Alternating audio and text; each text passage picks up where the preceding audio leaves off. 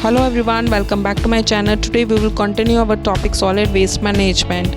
Previous videos में मैंने आपको बताया solid waste management के types, sources, meanings, what are its effects, क्या क्या steps हैं involve होते हैं जो solid waste management के. In this video I will tell you about the methods.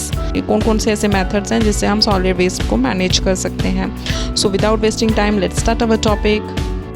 First of all, what is solid waste management? Solid waste management is the process of collecting, treating and disposing of solid material that is discarded because it has served its purpose and is no longer useful to us.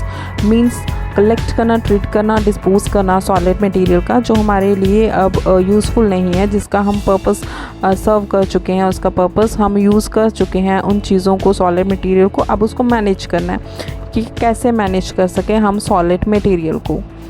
Because it is important because it saves the environment from its toxic effect.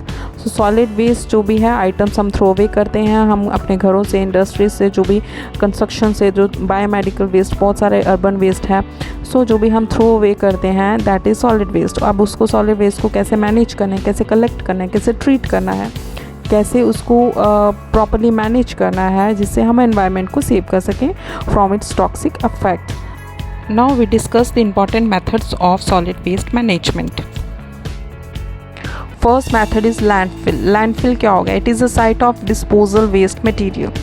Waste material को जिस site पे हम dispose करते हैं, okay, garbage dumping करते हैं हम garbage की, उसे हम वेस्ट मटेरियल की डंपिंग करते हैं, उसे हम लैंडफिल कहते हैं. ये क्या होता है? लैंडफिल क्या होता है? Huge pit is made in open lying area. Waste को कलेक्ट किया जाता है in huge trucks and dump into pits. उन ट्रक से कैरी करके वेस्ट को वहाँ पे डंप किया जाता है, दैट इज़ लैंडफिल. उसे हम लैंडफिल्स कहते हैं.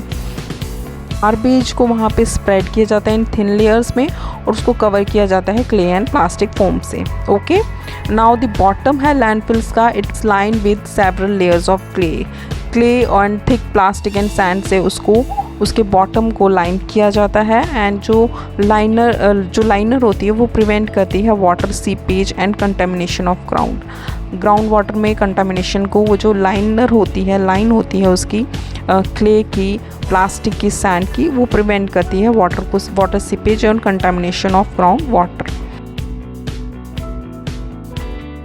नाउ ये जो प्रोसेस है लैंडफिल का, ये डंपिंग है, ये रेसिडेंशियल एरिया से बहुत ही दूर होती है. Now what are its advantages? It is a simple process, economical process, and natural resources are returned to soil and recycled. Natural resources जो होते हैं वो soil में जाके recycle हो जाते हैं. ये convert करता है waste land को useful area में.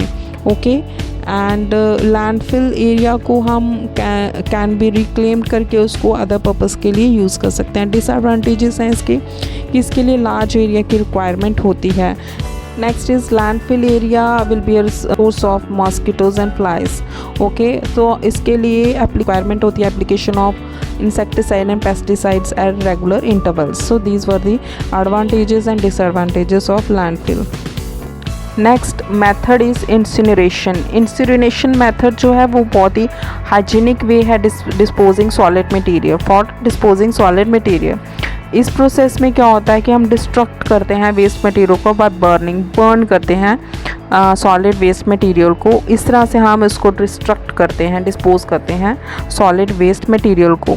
It refers to the act of burning something, okay, until it is reduced to ashes. So हम solid waste material को burn करेंगे तब तक जब तक वो reduce नहीं होता, ashes में convert नहीं हो जाता. So in this method, municipal solid waste are burnt in furnace called incinerator. Incinerator device है जिसमें हम बर्न करते हैं सॉलिड वेस्ट मटेरियल को. Okay, incinerator device, it is a device that burning trash until it reduce to ash.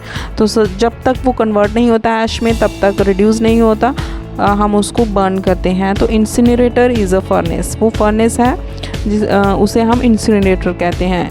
So this is a process in which we can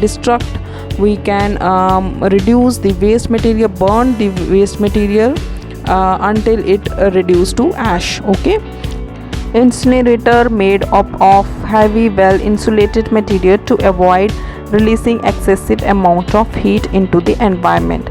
the waste is burn quickly and heat maintain inside the furnace. So इसमें waste burn होता है और quickly and heat जो है वो maintain होती है furnace के अंदर। मीन्स ये अवॉइड करती है एक्सेसिव अमाउंट ऑफ हीट को रिलीज़ करने में, उसको ये अंदर ही उसकी जो हीट है वो मेंटेन हो जाती है उस फर्नेस के अंदर ही। Now what are its advantages? Incineration process, incineration method के क्या एडवांटेजेस हैं? It requires very little space, क्योंकि लैंडफिल में बहुत ही लार्ज एरिया रिक्वायर्ड होता है, तो इसमें लिटिल स्पेस चाहिए होती है इस प्रोसेस के लिए, इस मेथड के लिए। Residue is only 20 to 25 of is original and it can be use after treatment के बाद हम इसको रीयूज़ कर सकते हैं। ओके, सो रेसिड्यू जो है वो 20 to 25% ही ओरिजिनल का रह जाता है, जो हम इसके आफ्टर ट्रीटमेंट हम उसको यूज़ कर सकते हैं। कॉस्ट होता है ट्रांसपोर्टेशन का बहुत हाई नहीं होता है इसमें, क्योंकि ये कहीं पे भी हम विद इन सिटी लिमिट्स में हम इसका यूज़ कर सकते हैं। सेफेस्ट है from hygienic point of view से।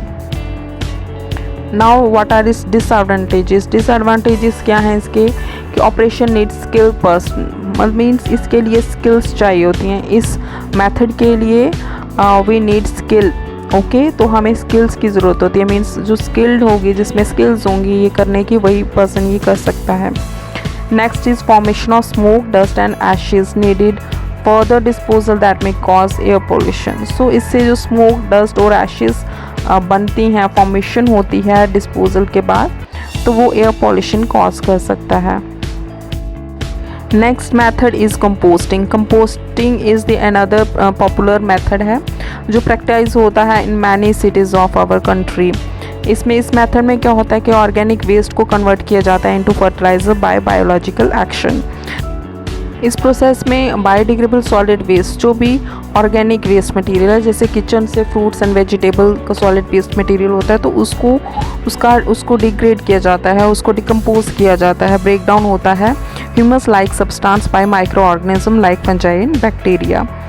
सो इससे क्या होता है, ऑर्गेनिक फर्टिलाइज़र में कन्वर्जन होता है, इसका डिग्रेडेशन होता है, डिकम्पोज होता है ऑर्गेनिक फर्टिलाइज़र्स, जो हमारे केमिकल फर्टिलाइज़र प्लेस पे हम यूज़ कर सकते हैं। और सॉइल है that is rich in carbon and nitrogen, ये आइडियल है for plant growth.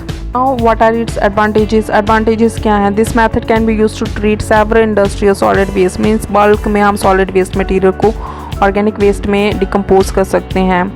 Manure added to soil increase water retention increase करता है, रिसाइकलिंग इससे होती है, and manure can be sold there bye reducing cost of disposing waste.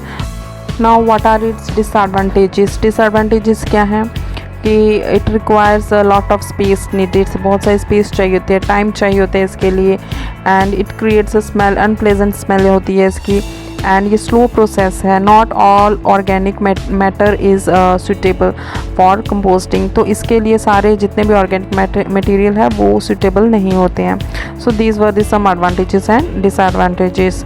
So this is all about today's topic. These were the methods of solid waste management. Hope you like my video. Don't forget to like and subscribe to my channel. Thank you for watching.